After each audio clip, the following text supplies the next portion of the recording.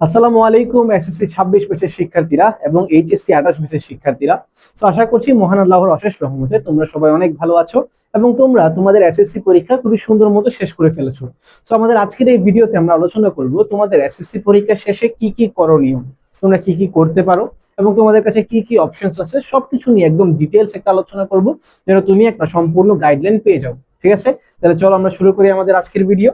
আর আমি কাউসার আহমেদ, আমি বর্তমানে পড়াশোনা করছি জগন্নাথ বিশ্ববিদ্যালয়ে সিএসসি ডিপার্টমেন্টে এবং এই লার্ন উইথ কাউসার এই ইউটিউব চ্যানেলে তোমাদের সবাইকে স্বাগতম জানাচ্ছি। তাহলে চলো, আমাদের তোমার এক নাম্বার কাজ হচ্ছে একটা প্রপার ব্রেক নেওয়া। কেন প্রপার ব্রেক নেওয়া? কারণ তুমি এই যে তুমি এসএসসি পরীক্ষার পরে তুমি যে গ্যাপটা পেয়েছো, এই গ্যাপটা তুমি হয়তো তোমার ইন ফিউচার আরো অনেকগুলো পাবা, বাট এখন তুমি যে পরিমাণ রিল্যাক্স মাইন্ডে ব্রেকে থাকতে পারবা, ওই রকম রিল্যাক্স মাইন্ড তুমি কখনো পাবা না। বুঝতে পারছো?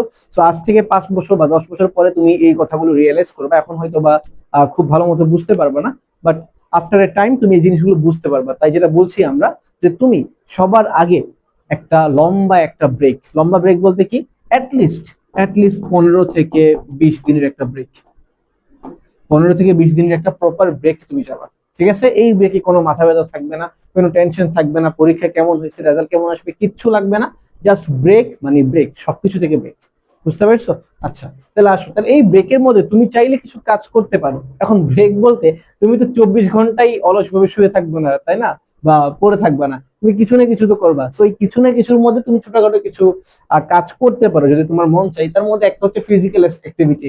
তো ছেলেদের মধ্যে অনেকে দেখা যায় জিমে যায়, জিমে ঢুকে এই সময়টা, তো এটা ভালো একটা অপশন বলা যেতে পারে। তোমরা ফিজিক্যাল অ্যাক্টিভিটিতে তোমরা ফোকাস করতে পারো। শুধু জিম না, তোমরা চাইলে এখানে সুইমিং, দেন আরো যেসব স্পোর্টস আছে, স্পোর্টস গুলোতে তোমরা কন্টিনিউ করতে পারো, রেগুলার ফুটবল খেলা, রেগুলার ক্রিকেট খেলা। এতে আমাদের কি ফিজিক্যাল বডিটাও ভালো থাকবে এবং আমরা মেন্টালি একটা পিস পাওয়া যায় এগুলোতে, তাই না? সো এই ধরনের ফিজিক্যাল অ্যাক্টিভিটি তুমি চাইলে করতে পারো। তারপর দেখো 2 নাম্বার, আমাদের বিভিন্ন সেলফ ইমপ্রুভমেন্ট বই আছে। ঠিক আছে, এই ধরনের বই তুমি যদি তোমার যদি বই পড়ার কোনো অভ্যাস থাকে তোমার, তাহলে তুমি বই পড়তে পারো। তোমার যেমন বই খুশি, যেমন বই মন চাই তেমন বই পড়তে পারো। তুমি চাইলে হুমায়ুন আহমেদের উপন্যাস পড়তে পারো, রবীন্দ্রনাথের বই পড়তে পারো, কাজী নজরুলের কবিতা পড়তে পারো, যা ইচ্ছা পড়তে পারো। তুমি তুমি কিছু বই পড়তে পারো। ঠিক আছে, বই আমাদেরকে একটা মানে মেন্টাল একটা রিলিজ দেয় আর কি। ঠিক আছে, বিভিন্ন অস্বস্তি থেকে। আচ্ছা, তারপর তুমি বিভিন্ন মুভিজ দেখতে পারো। ঠিক আছে, তোমার যে টাইপের মুভিজ, ঠিক আছে, মেইনলি তুমি লেজার টাইমে তুমি যা যা করো সবকিছুই এই 15 থেকে 20 দিনে তুমি করতে পারো। ঠিক আছে, সো এখানে তোমাদের আরেকটা ইম্পর্টেন্ট টপিক হচ্ছে, তোমরা চাইলে ট্যুর দিতে পারো। বুঝছো? তোমরা চাইলে ট্যুর দিতে পারো, এই যে এক্সপ্লোর করতে পারো আমাদের দেশটাকে, বা সামর্থ্য থাকলে বাইরের দেশগুলোকে। তুমি এই ট্যুর জিনিসগুলো কি আমাদেরকে অনেক মানে মেন্টাল পিস দেয় আর কি। বুঝছো? তো তুমি চাইলে ফ্যামিলি ট্যুর দিতে পারো, চাইলে বন্ধু বান্ধব নিয়ে ট্যুর দিতে পারো, চালো পারো, চাইলে তুমি সোলো ট্যুর দিতে পারো, তোমার ইচ্ছা। তো এই ধরনের অ্যাক্টিভিটিস তুমি চাইলে করতে পারো এই 15 থেকে 20 দিনের মধ্যে। এখন এই 15 থেকে 20 দিন পর তুমি কি করবা? এখন দেখো বিষয়টা কি, তুমি নিজেও জানো যে তুমি কিছুদিন পরে তুমি এইচএসসি তে প্রবেশ করবা, তাই না? আর এইচএসসির যে প্রেশার, এইচএসসি যে পড়াশোনা, বিশেষ করে সায়েন্সের ক্ষেত্রে, এটা কিন্তু এসএসসির তুলনায় 1000 গুণ বেশি। 1 গুণ 10 গুণ না, 1000 গুণ বেশি। বুঝতে পারছো? সিলেবাস অনেক বড়। তুমি প্রত্যেকটা subject, physics, chemistry, math, biology, এগুলো ডাবল হয়ে যাবে ফার্স্ট পার্ট সেকেন্ড পার্ট করে। এবং যথেষ্ট কনসেপ্ট জানা লাগবে, যথেষ্ট ডিপ স্টাডি করা লাগবে। এরপর আবার অ্যাডমিশনের প্যারা। সো লাইফ পুরাই প্যারার উপর থাকবে। ঠিক আছে, এরপরে তার কারণে আমাদের এই যে 15 থেকে 20 দিনের পর আমাদের একটু লাইফ নিয়ে একটু সিরিয়াস হইতে হবে। ঠিক আছে, তাছাড়া একটা মানুষের 15 থেকে 20 দিনের বেশি আই থিঙ্ক লেজার টাইম লাগে না, বা তুমি নিজেও আর তখন এনজয় করবে না। বুঝছো? তো এরপর তুমি কিছু জিনিস ফোকাস করতে পারো, কিছু অপশনস আমি তোমাকে দিব। 3টা অপশনস তোমাকে আমি দিব। 1 নম্বর অপশন হচ্ছে কলেজ অ্যাডমিশন। কলেজ অ্যাডমিশন মানে অনেকে নটরডেম, হলিক্রস, সেন্ট জোসেফ এসব কলেজে অ্যাডমিশন দিতে চাইবা। ঠিক আছে, তো এই কলেজ অ্যাডমিশন নিয়ে কিন্তু অনেক পড়াশোনা আছে। ঠিক আছে, এই পড়াশোনাতে অনেকে ফোকাস করতে পারবো, অপশন নাম্বার 1। এবং এই কলেজ অ্যাডমিশন নিয়ে, বিশেষ করে নটরডেম কলেজ নিয়ে কিন্তু আমাদের এই যে লার্ন উইথ কাউসার যে ইউটিউব চ্যানেলটা আছে, এই চ্যানেলে কিন্তু আমরা অলরেডি অনেক ভিডিও আপলোড দিচ্ছি। ইনশাল্লাহ পরবর্তীতে সেন্ট জোসেফ এন্ড হলিক্রস নিয়েও আমরা ভিডিও দেওয়ার চেষ্টা করব। ঠিক আছে, তাহলে তোমরা আমাদের যে ইউটিউব চ্যানেলটা এটা চেক আউট করতে পারো কলেজ অ্যাডমিশনের জন্য। ঠিক আছে, কারণ কলেজ অ্যাডমিশন দিতে গেলে তোমার কিন্তু একটু পড়াশোনা করা লাগবে, একটু জানতে হবে কিভাবে প্রশ্ন আসে, কি প্রশ্ন আসে, কিভাবে প্রস্তুতি নিতে হয়, তাই না? গাইডলাইন লাগবে। তো এগুলো কিন্তু আমার চ্যানেল আছে। ওকে, তারপর আসো 2 নম্বর, কিছু ইম্পর্টেন্ট স্কিল তুমি অর্জন করতে পারো। তুমি যদি এমন হয় যে না, আমার কোনো স্পেশাল কোনো কলেজ লাগবে না যেগুলোতে আমার অ্যাডমিশন দেওয়া লাগে, ওসব কোনো কলেজ আমার লাগবে না, তো তুমি কিছু স্কিলে ফোকাস করতে পারো। কি কি স্কিল একটু পরে আলোচনা করছি। অপশন নাম্বার 3, তুমি স্কিলও তোমার পছন্দ না, তোমার কলেজ অ্যাডমিশনও পছন্দ না, তুমি চাইলে এইচএসসি স্টাডি শুরু করতে পারো। শুরু করতে পারো বলতে একদম আমি বলতেছি না যে তুমি একদম কোমরের রশি বেঁধে শুরু করে দাও, এমন না। তুমি হালকা পাতলা একটু আইডিয়া নিতে পারো যে কি কি সাবজেক্ট আছে, কোন সাবজেক্টে কি কি আলোচনা আছে, তুমি চাইলে কোনো একটা চ্যাপ্টার শুরু করতে পারো এইভাবে। ঠিক আছে, সো এটা রেকমেন্ডেড না খুব বেশি, বাট চাইলে করতে পারো। ঠিক আছে, এটা নিয়ে আমি আলোচনা করবো একটু পরে। তাহলে আসো সবার আগে আমরা একটু আমাদের স্কিলের কাছে আসি, যে আমরা কি কি স্কিল অর্জন করতে পারি। দেখো লম্বা একটা লিস্ট দেওয়া আছে। 1 নাম্বার, কম্পিউটার স্কিল। এই জিনিসটা এখন বর্তমানে ফরজ কাজ হয়ে গেছে। এমন কোনো মানুষ মেবি পাওয়া যাবে না যার কাছে কম্পিউটার স্কিল নাই। ঠিক আছে, অ্যাটলিস্ট থাকা উচিত। এটা কি কম্পিউটার স্কিল? যেমন এই স্কিলের মধ্যে অনেক ধরনের স্কিল হইতে পারে। এই যে আমরা যে এমএস অফিসের স্কিল গুলো হতে পারে। এমএস অফিস কোনটা? যে MS Word, MS Excel, PowerPoint, তাই না? এই কাজগুলো জানতে হবে। তোমরা আইসিটি তে কিছু কিছু পড়ছো, ইন ফিউচারও পড়বা, বাট এই জিনিসগুলো একদম প্র্যাকটিক্যাল নলেজ থাকতে হবে। ঠিক আছে, ওয়ার্ডে টাইপ করতে পারতে হবে, এক্সেলে শিট বানাতে পারতে হবে, যে কোনো চার্ট বানাতে পারতে হবে, পাওয়ার পয়েন্টে স্লাইড বানাতে পারতে হবে। তোমরা যখন ভার্সিটিতে উঠবা বিভিন্ন, তখন দেখবা তোমাদের অনেক প্রেজেন্টেশন দেওয়া লাগতেছে। তো এই প্রেজেন্টেশনের স্লাইড গুলো তোমাদের বানাতে হবে। তো এই যে বিভিন্ন ওয়ার্ড, এমএস এর যেই আমাদের অফিসের যেই সকল টুল আছে, যে সকল সফটওয়্যার আছে, ওগুলোর কাজ তুমি শিখতে পারো। MS Word, MS Excel, MS PowerPoint, হ্যাঁ, এগুলো শিখতে পারো। ওকে, তারপর আসো সফটওয়্যার স্কিল। সফটওয়্যার স্কিল কি জানো? সফটওয়্যার স্কিল মানে হচ্ছে, তুমি জানো যে এখনকার আমাদের এই ডিজিটাল এই পৃথিবীতে ম্যাক্সিমাম কাজ কিন্তু আমাদের সফটওয়্যার স্কিলের উপর ডিপেন্ড করে। যেমন এখানে তুমি টাইপিং শিখতে পারো, তুমি গ্রাফিক ডিজাইনিং শিখতে পারো। ঠিক আছে, সো এই রিলেটেড, কম্পিউটার রিলেটেড বা সফটওয়্যার রিলেটেড যত কাজ আছে, সবগুলো কিন্তু তুমি শেখার চেষ্টা করতে পারো। বিশেষ করে টাইপিং স্কিলটা, এই টাইপিং স্কিলটা কিন্তু অনেক বেশি ইম্পর্টেন্ট। ঠিক আছে, টাইপিং স্কিল। ঠিক আছে, গ্রাফিক ডিজাইনিংটাও, ভিডিও এডিটিং শিখতে পারো। হ্যাঁ, এই জিনিসগুলো কিন্তু অনেক ডিমান্ড আছে, বুঝতে পারছো? তো এই ধরো এখন দেখা যায় কি যে আমাদের ভিডিও এডিটররা মাসে কিন্তু লাখ লাখ টাকাও কামাতে পারে, যারা একদম প্রফেশনালি ভিডিও এডিট করতে পারে।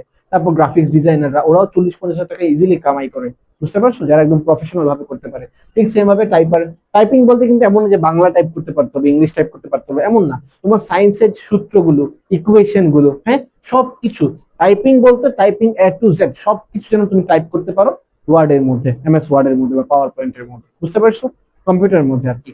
সো আশা করি তুমি বুঝতে পারতেছো যে সফটওয়্যার স্কিল বলতে আমি কোনগুলোকে বোঝাচ্ছি। ঠিক আছে, টাইপিং স্কিল, তারপর হচ্ছে কি video editing skill, graphic designing skill, এইসব কথাবার্তা। তারপর স্পিকিং ইংলিশ, ভাই এটা তো মাস্ট। স্পিকিং ইংলিশ তোমার পারতে হবে। তুমি একটা নর্মাল মানুষ, যে এই এই দুনিয়াতে তুমি বেঁচে আছো, মানে তোমার ইংলিশ জানতে হবে ভাই। তোমার এটা মানে কি বলবো, তুমি সব জায়গায় তোমার একটা কাজে লাগবে। তুমি যখন কিছুদিন পর যখন ভার্সিটিতে যাবা, তখন কি করবা? ভার্সিটিতে দেখবো সবকিছুই তোমার ইংলিশে, সব বই তোমার ইংলিশে, তোমার প্রেজেন্টেশন দেওয়া লাগতেছে ইংলিশে, টিচারদের সাথে কমিউনিকেট করা লাগতেছে ইংলিশে প্রেজেন্টেশনের সময়। সো ইংলিশ ছাড়া কোনো উপায় নেই। সো তুমি ইংলিশ স্পিকিংটা পারতে হবে। এমন না যে তোমার একদম অ্যাডভান্স পারতে হবে আইএলস করে। আইএলস যদি করতে চাও করতে পারো, তোমার ইচ্ছা, বাট এমন না যে তোমার একদম টপ নচ একদম অ্যাডভান্সড ইংলিশ জানতে হবে, বাট এমন না। বাট তুমি যেন কমিউনিকেট করতে পারো, তোমার মনের কথাগুলো যেন তুমি এক্সপ্রেস করতে পারো ইংলিশে, তুমি বাংলায় যেটা বলতে চাচ্ছ সেটা যেন তুমি ইংলিশে ট্রান্সলেট করে বলতে পারো, এই বিষয়গুলো একটু খেয়াল রাখতে হবে, এই বিষয়গুলো পারতে হবে। ঠিক আছে, নর্মাল। এবং যদি তুমি এমন কোনো কোর্স করো স্পিকিং ইংলিশের, অবশ্যই অফলাইনে করার চেষ্টা করবা। কেন অফলাইন বলতেছি? কারণ অনলাইনে করলে কি হয়, এটা প্র্যাকটিসটা হয় না ঠিক মতো। অফলাইন হলে কি প্র্যাকটিসটা ভালো মতো করা যায়, টিচারের সাথে, সহপাঠীদের সাথে প্র্যাকটিসটা করতে পারবা। তার কারণে এই কোর্সটা যদি তুমি করতে চাও, যেখানেই করো না কেন, একটু অফলাইনে করলে ভালো হয়, বুঝতে পারছো? তারপর এআই টুলস। দেখো ভাই, পৃথিবীতে ম্যাক্সিমাম ম্যাক্সিমাম কাজে আমরা এখন এআই ইউজ করি। বিশেষ করে এই যে এই ভিডিওর থাম্বনেল থেকে শুরু করে স্লাইড, সবকিছুতে আমরা এআই ইউজ করছি, বুঝতে পারছো? সো এআই এর ইউজ কিন্তু সব জায়গায় আছে। অ্যান্ড ইন ফিউচার নেক্সট 15 থেকে 20 বছরের মধ্যে দেখা যাবে এআই কিন্তু মাল্টিপল টাস্ক কিন্তু আমাদের রিপ্লেস করবে, বুঝতে পারছো? তো তুমি এআই কে তুমি যত বেশি আয়ত্ত করতে পারবে নিজের মধ্যে, ঠিক আছে, এমন কিন্তু না যে এআই আমাদের জব নিয়ে যাবে, ব্যাপারটা এমন না। তোমার জবে তুমি কিভাবে এআই কে দিয়ে কাজ করাতে পারবা। ঠিক আছে, এআই কিন্তু আমাদের দাসের মতো, আমরা এআই এর দাস না, বুঝতে পারছো? তুমি এআই কে ইউজ করে কিভাবে তুমি তোমার টাইম সেভ করতে পারবা, তোমার এনার্জি সেভ করতে পারবা, ওই জিনিসটা হচ্ছে আমার শিখতে হবে এআই টুলের মাধ্যমে, বুঝতে পারছো? এখন এআই টুল মানে এমন না যে চ্যাট জিপিটি কে জিজ্ঞেস করি এই কাজটা কিভাবে করে, এমন না ভাই। প্রতিটা টুলের প্রতিটা কিছু স্পেসিফিক কাজ আছে, ওই কাজগুলো তোমার বুঝতে হবে। কোন টুল দিয়ে তুমি যে কোনো প্রবলেম সলভ করবা, কোন টুল দিয়ে তুমি ম্যাথমেটিক্যাল প্রবলেম সলভ করবা, কোন টুল দিয়ে তুমি কোডিং প্রবলেম সলভ করবা, কোন টুল দিয়ে তুমি স্লাইড বানাবা, এগুলো তোমার বুঝতে হবে। এটাকে আমরা বলছি এআই টুলের কথাবার্তা। ঠিক আছে, এআই নলেজ থাকতে হবে। তারপর আসো ওয়েব ডেভেলপমেন্ট। এখন এটা একটু অ্যাডভান্স টাইপ, তুমি যদি চাও যে না এগুলো আমি মোটামুটি পারি, আমি একটু অ্যাডভান্স কিছু করব, তখন তোমার জন্য হচ্ছে যে ওয়েব ডেভেলপমেন্ট। ওয়েব ডেভেলপমেন্ট মানে কি? একটা ওয়েবসাইট বানানো, একটা ওয়েবসাইটকে ডেভেলপ করা, একটা ওয়েবসাইটকে মেনটেন করা, এই যে এই কাজগুলোকে আমরা বলছি ওয়েব ডেভেলপমেন্ট। বুঝতে পারছো? তো এখানেও আমাদের অনেকগুলো সেগমেন্ট আছে, বাট তুমি চাইলে শুরু করতে পারো এবং এটাতে ভালোই ডিমান্ড আছে। তুমি বিভিন্ন যে ফ্রিল্যান্সিং যেসব ওয়েবসাইট আছে, ফাইবারের মতো, আপওয়ার্কের মতো, এখানে দেখবা এইগুলো নিয়ে কিন্তু ভালো পরিমাণ জব পাওয়া যায়। বুঝতে পারছো? ভালো পরিমাণ টাকা পয়সা ইনকাম করা যায় সত্যি বলতে যেটা। সো এটা একটা ভালো টুল হতে পারে, ঠিক আছে? সো মোটামুটি তুমি যদি কোনো স্কিল অর্জন করতে চাও, স্কিল শিখতে চাও, তাহলে এগুলো তুমি চাইলে ট্রাই করতে পারো, ভালোই একটা ফলাফল পাবা। এবার আসো, তুমি যদি চাও যে একটু স্টাডি করবা, ঠিক আছে, স্কিল তুমি মোটামুটি পারো, তারপর তোমার ব্রেকও তোমার শেষ, এখন তুমি চাচ্ছ একটু স্টাডিতে ফিরে আসি, যেহেতু একটা লম্বা টাইম ধরে আমাদের স্টাডি করতে হবে, সো একটু স্টাডিতে আসি, তাহলে তুমি, আমি কিছু সাবজেক্টের নাম বলি এবং চ্যাপ্টারের নাম বলি। তুমি যদি ম্যাথ শুরু করো, দেখো ভাই ম্যাথ বলতে এখানে জেনারেল ম্যাথ নয়, হায়ার ম্যাথ, ঠিক আছে, সায়েন্সের কথা বলতেছি। Higher math first paper, higher math second paper. তো তুমি চাইলে এখান থেকে শুরু করতে পারো কি জানো, ম্যাট্রিক্স। তোমাদের প্রথম যে চ্যাপ্টারটা, ওই ম্যাট্রিক্স চ্যাপ্টারটা তুমি শুরু করতে পারো চাইলে, ঠিক আছে, ম্যাট্রিক্স ও নির্ণায়ক যেটা বলা হচ্ছে, ঠিক আছে। তারপর তুমি যদি চাও যে ভাই আমি সায়েন্সের কোনো সাবজেক্ট আমি টাচ করবো না, একটু বাইরে থাকি, সায়েন্সের বাইরে, তাহলে তুমি আইসিটি শুরু করতে পারো। তুমি যদি কমার্স বা আর্টসেও নিতে চাও, তখন তুমি আইসিটি শুরু করতে পারো। আইসিটির মধ্যে আমি বলবো তোমাকে, তুমি চ্যাপ্টার 3 দিয়ে শুরু করবা। চ্যাপ্টার 3 সংখ্যা পদ্ধতি, ঠিক আছে, এই চ্যাপ্টারটা দিয়ে শুরু করবা। চ্যাপ্টারটা যথেষ্ট পরিমাণ বড় আছে, যদি তুমি চাও শেষ করে ফেলতে পারো, এবং শেষ করার জন্য ইউটিউবে যথেষ্ট পরিমাণ ফ্রি কন্টেন্ট আছে, তোমার কোনো কোর্স, কোনো পেইড কোর্স লাগবে না। বুঝতে পারছো? সো তুমি চাইলে আইসিটির অধ্যায় নাম্বার 3 যেটা সংখ্যা পদ্ধতি, এটা তুমি শেষ করে রাখতে পারো, তোমার এইচএসসি লাইফে অনেক অ্যাডভান্টেজ পাবা। বিশেষ করে হয় কি, তুমি যখন এইচএসসি লাইফে যাবা, তখন কিন্তু ফিজিক্স, কেমিস্ট্রি, ম্যাথ, বায়োলজি এসব নিয়ে, বা তুমি কমার্স হলে কমার্সের সাবজেক্ট, তুমি আর্টস হলে আর্টসের সাবজেক্ট, এগুলো নিয়ে অনেক প্যারা, সাথে ইংলিশও আছে, এগুলো নিয়ে অনেক প্যারা, বুঝছো? সো আইসিটিটা একটু লেস ইম্পর্টেন্ট তোমার কাছে তখন মনে হতে পারে, বা তুমি একটু হয়তো অবহেলা করতে পারো। এখন থেকে তুমি যদি একটু আগায় রাখতে পারো, হয়তো তোমার জন্য ভালো হবে। বুঝতে পারছো? আমি বলতেছি না যখনই শুরু করে দাও, তুমি যখন তোমার ব্রেক শেষ হবে, তখন তোমার একটু পড়াশোনার দিকে ফিরতে মন যাবে, তখন তুমি এটা শুরু করতে পারো। বুঝতে পারছো? তো তুমি যে আইসিটি শুরু করো, অধ্যায় 3 শুরু করতে পারো। ফিজিক্স, ম্যাথ শুরু করলে ম্যাট্রিক্স শুরু করতে পারো। ফিজিক্স শুরু করলে তুমি ভেক্টর শুরু করতে পারো, ভেক্টর একটা চ্যাপ্টার আছে তোমাদের ফার্স্ট পেপারে, ফিজিক্সের ভেক্টর, এই চ্যাপ্টারটা শুরু করতে পারো। আর যদি কেমিস্ট্রি শুরু করো, তাহলে কেমিস্ট্রির ক্ষেত্রে আমি বলবো তোমাকে, কেমিস্ট্রির ক্ষেত্রে আমি তোমাকে বলবো কি জানো, গুণগত রসায়ন।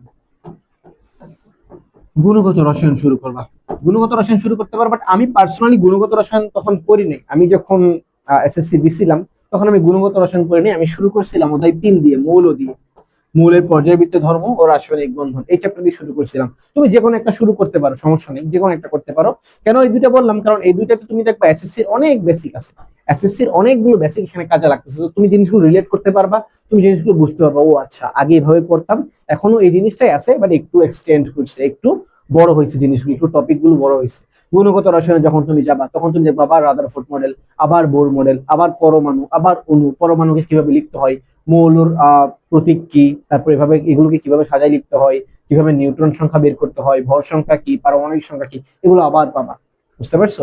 তারপর তো এই ধরনের তুমি গুণগত রচনাটা শুরু করতে পারো। বুঝতে পারছো? এখানে একটু চ্যাপ্টারটা অনেক বিশাল বড়, সো গুণগত আমি প্রেফার করবো, তুমি চাইলে গুণগত দিয়ে শুরু করতে পারো। বুঝতে পারছো? তো এইভাবে হচ্ছে আমরা বিভিন্ন ধরনের সাবজেক্টে বিভিন্ন ধরনের রেকমেন্ডেশন তোমাকে দিতে পারি। তোমার যদি অন্য কোনো সাবজেক্টের ব্যাপারে জানতে মন চাই, তুমি কমেন্ট করতে পারো। অন্য যে কোনো গাইডলাইন জানতে মন চাই, তাহলে তুমি যে কোনো কমেন্ট আমাদেরকে করতে পারো, ঠিক আছে? তাহলে আমরা চেষ্টা করবো ওই হিসেবে তোমাকে অ্যান্সার দেওয়ার, এবং যদি কোনো ভিডিওর প্রয়োজন হয়, আমরা চেষ্টা করবো ভিডিও দিয়ে দেওয়ার, ঠিক আছে? তাহলে আমাদের আজকের ভিডিওতে আশা করি তোমরা মোটামুটি একটা প্রপার গাইডলাইন পাইছো যে তোমার কি করা উচিত এখন, দেন তোমার কয়েক মাস পর কি করা উচিত, দেন একদম ইন টোটাল তোমার কোন জিনিসটা করলে ভালো হবে, এটা আশা করি তুমি বুঝতে পারছো। সো ইনশাল্লাহ দেখা হবে আমাদের নেক্সট ভিডিওতে, এবং যে কোনো প্রশ্ন বা যে কোনো জিজ্ঞাসা থাকলে আমাদেরকে কমেন্ট করতে পারো, এবং আমাদের ইউটিউব চ্যানেলটা অবশ্যই সাবস্ক্রাইব করতে ভুলো না, এবং এই ভিডিওটা শেয়ার করে দাও তোমাদের বন্ধু বান্ধবের মাধ্যমে।